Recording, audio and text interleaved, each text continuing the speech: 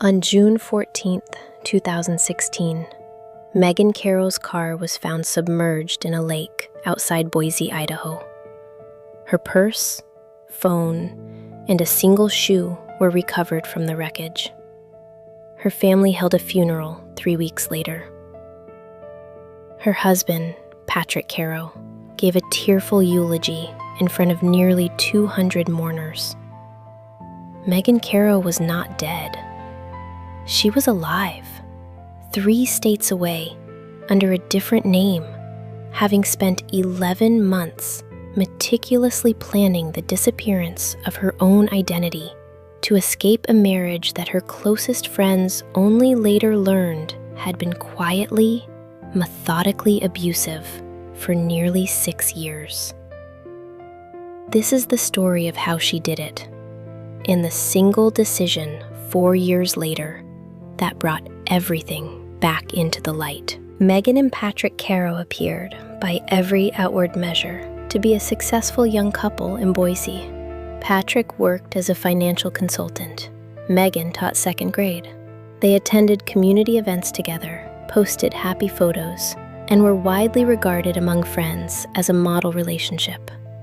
What almost no one knew was that Patrick's controlling behavior had escalated steadily since their 2nd year of marriage, monitoring her phone, controlling her finances, isolating her from friends and family through a slow, calculated process that experts in domestic abuse later described as a textbook pattern of coercive control.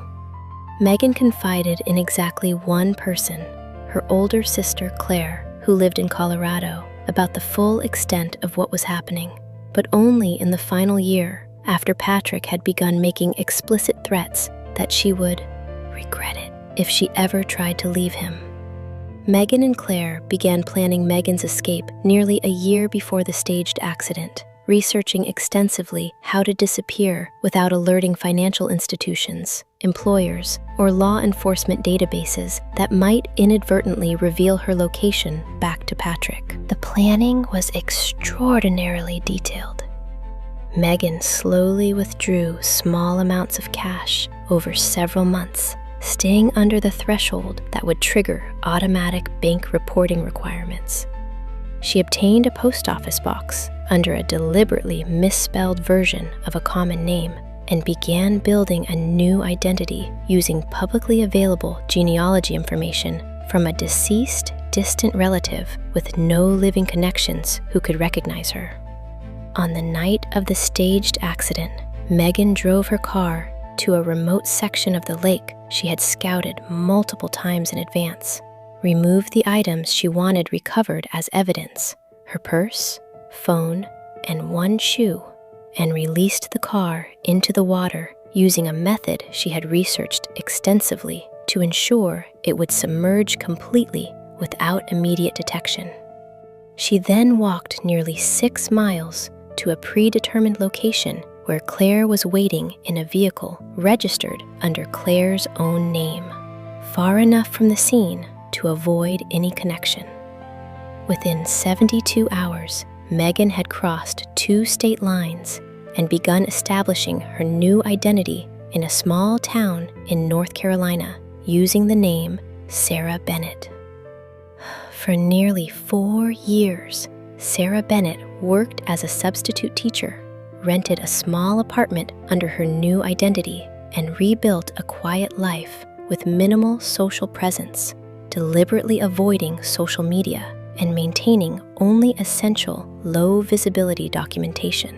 The case resurfaced in early 2020 when a former colleague of Megan's from Boise relocated to the same North Carolina town for an unrelated job opportunity and recognized her at a grocery store, despite Megan's changed hair color and several years of physical change.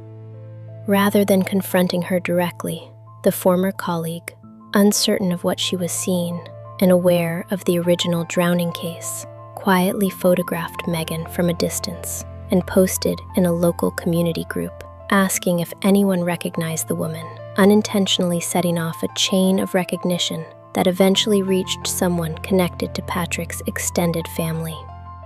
When investigators from Idaho contacted Megan, now living as Sarah Bennett, she did not deny her identity.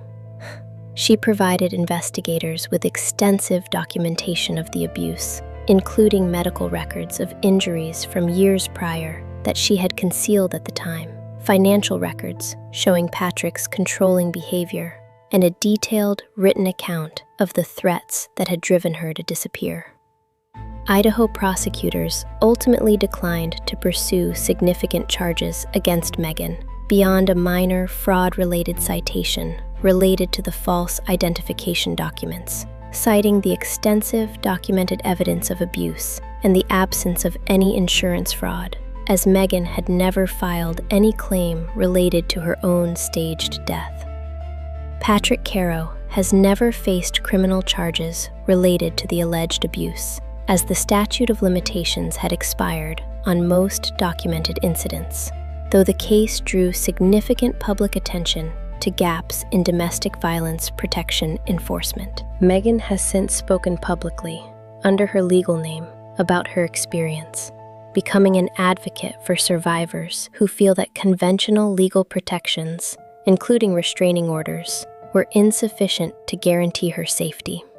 In interviews, she has stated that faking her death was the only option that felt like it would actually work, after 2 prior restraining orders had failed to stop Patrick from locating her previous temporary residences. Domestic violence researchers have cited Megan's case in discussions about the significant gaps that exist for abuse survivors who feel that legal systems cannot adequately protect them, even when documentation of abuse exists. Megan has reconnected with her family under her real identity and has stated she does not regret the decision, despite the legal complications it created. "I got 4 years of safety that I don't think I would have gotten any other way," she said in one interview. "I know what I did was extreme. I also know I'm alive because of it." This has been the Dark Truth Files. If Megan's story moved you the way it moved us, share it. Sometimes survival requires choices that the system was never built to understand. Stay aware, support survivors, and never underestimate what someone might be running from.